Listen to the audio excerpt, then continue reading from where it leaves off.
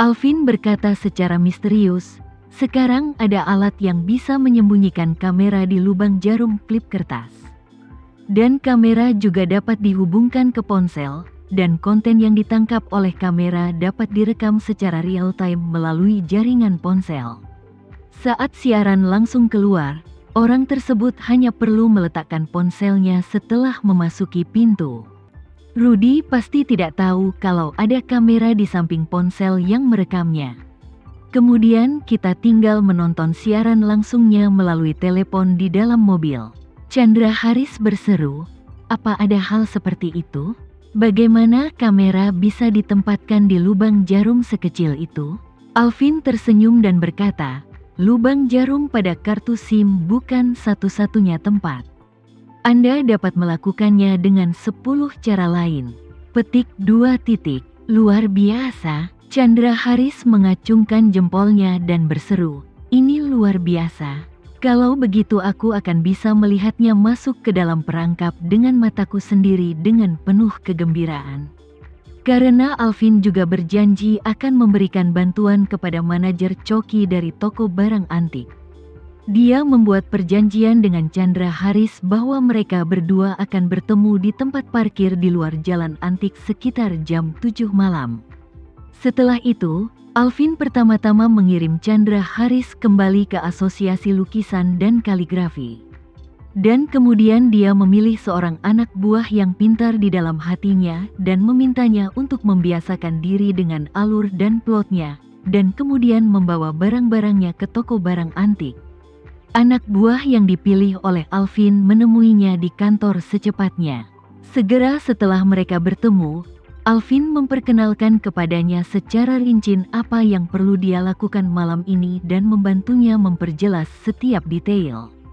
Dan dia memang punya cara yang baik dalam menilai orang. Meski anak buah pilihannya tidak pernah melakukan hal seperti ini, dia memulai dengan sangat cepat.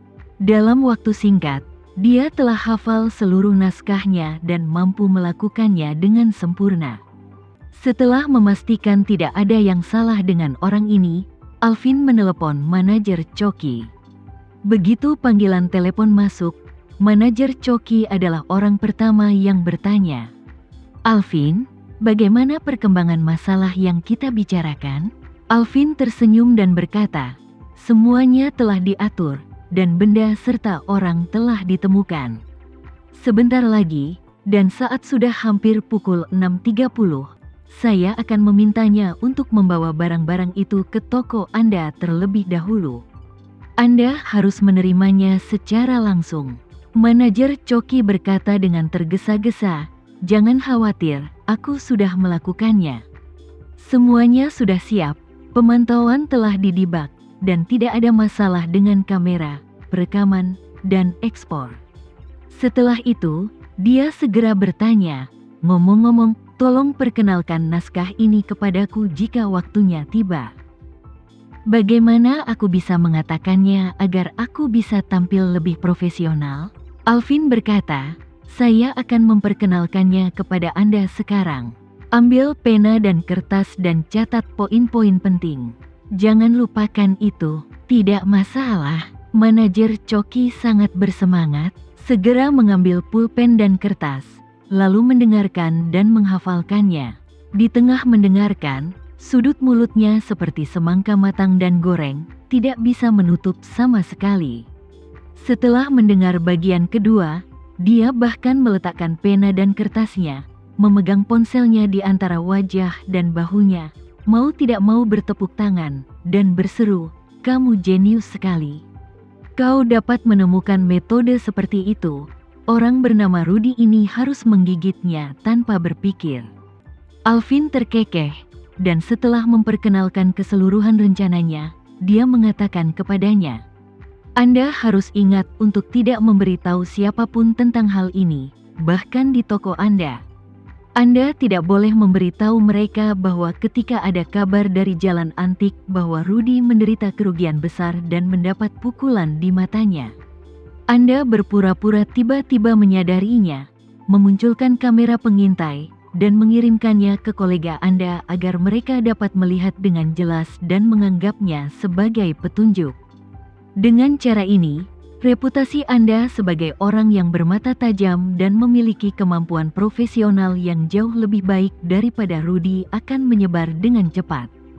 Jika masalah ini sampai ke telinga Linda Suteja, posisimu akan aman. Manajer Coki berkata dengan penuh semangat, "Kau telah banyak membantuku. Aku tidak tahu bagaimana harus berterima kasih. Jangan khawatir, aku akan memberimu amplop merah besar setelah semuanya selesai." Alvin tersenyum dan berkata dengan santai, "Selama kamu memiliki hati ini." Setelah mengatakan itu, Alvin berpikir, yang disebut amplop merah besar yang Anda sebut hanya 10 atau 20 juta. Jika saya tidak membiarkan Rudy tertipu dengan masalah ini hari ini, Chandra Haris harus menanggung biaya setidaknya 100 juta. Ketika hampir pukul 6, Rika menelepon Chandra Haris dan bertanya dengan penuh kasih sayang. "Hei, suamiku, apa yang ingin kamu makan malam ini?" Chandra Haris terkekeh dan berkata, "Sayang, ada yang harus dilakukan temanku malam ini. Jadi aku tidak akan pulang untuk makan malam." Rika bertanya dengan santai, "Ada apa?" Chandra Haris tersenyum dan berkata, "Jika hal ini dilakukan, mungkin kita bisa mendapat 3-400 juta. Jika berhasil, aku akan membelikanmu cincin berlian besar setelah kita sampai di Dubai." Rika mendengar berapa banyak yang bisa dia hasilkan, dan dia langsung bertanya dengan penuh semangat. "Benarkah, bisnis apa yang kamu lakukan untuk menghasilkan begitu banyak uang?" Chandra Haris tersenyum dan berkata, "Jangan biarkan rahasianya terungkap. Aku akan memberitahumu setelah selesai." Rika buru-buru bertanya, "Kalau begitu, apa kamu sudah memutuskan kapan kita akan pergi ke Dubai?" Chandra Haris berkata, "Aku sedang sibuk dengan hal ini sekarang. Terlepas dari apa dia bisa hadir atau tidak, kita akan berangkat besok pagi. Aku sudah memesan penerbangan dan memesan hotel di Burj Al Arab bintang 7 yang kuceritakan sebelumnya. Aku melihat orang-orang membual tentang betapa mewahnya hotel bintang 7 itu di internet setiap hari. Jadi aku akan memeriksanya. Lihat, betapa hebatnya itu." Ketika Rika mendengar ini, dia langsung menari kegirangan. "Ya Tuhan, bagus sekali. Aku hanya ingin cepat pergi. Kalau begitu kamu harus sibuk malam ini, dan aku akan segera membereskan semuanya." Dia berkata sembarangan, "Bawalah lebih sedikit barang bawaan. Ambil saja kebutuhannya. Selain kebutuhan, kita bisa membeli sisanya saat kita sampai di sana." "Oke." Rika sangat bersemangat sehingga dia berkata, "Kalau begitu cepatlah sibuk, lakukan urusanmu. Aku akan mengemasi barang-barangku." Setelah menutup telepon, Rika segera menelepon Tama. Tama berada di villa-villa Elsa di tengah gunung. Kakek dan kedua pamannya masih mendiskusikan kerjasama investasi di ibu kota.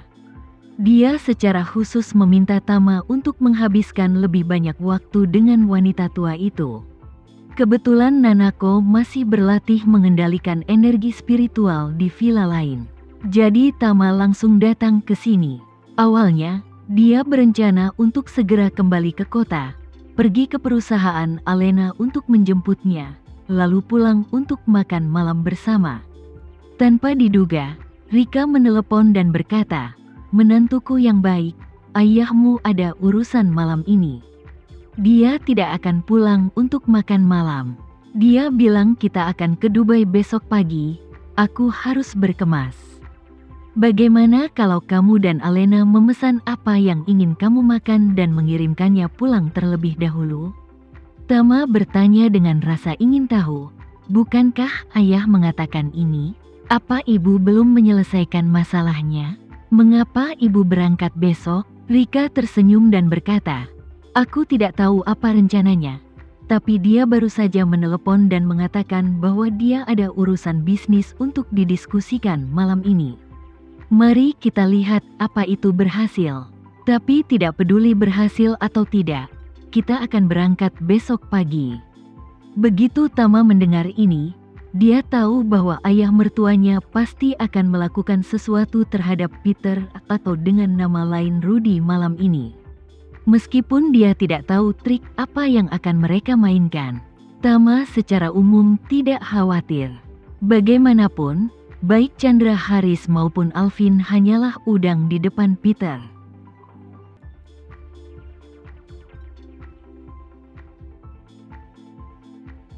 Sekian dulu ya video kali ini, kita lanjutkan lagi videonya di lain waktu. Oh iya, bagaimana menurut kalian? Semoga bisa sedikit menghibur kalian semua. Untuk teman-teman yang baru nonton, jangan lupa subscribe ya, hehehe. Dan kalau teman-teman ada yang ingin gabung langganan, bisa langsung gabung saja untuk dapat fitur yang menarik dan sedikit membantu Mimin. Terima kasih banyak sudah menonton, sampai jumpa lagi, bye.